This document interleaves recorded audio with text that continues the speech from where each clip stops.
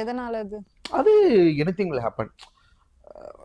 ஆக்சுவலா வந்து பாத்தீங்கன்னா என்னனாலும் இருக்கு மேடம். அபார்ட் ஃப்ரம் ஓட்ஸை தாண்டியும் நிறைய விஷயம் உள்ள இருக்கு. இல்ல கரெக்டா ஓட் பிரகாரம் தான் பண்ணுவாங்க. இப்போ ஃபர்ஸ்ட் வாரம் பிரவீன்காந்த் சார் வீட்டானா ஓட்டு இல்ல, ரெண்டாவது வாரமும் ஓட்டு இல்ல, அதெல்லாம் கரெக்டா.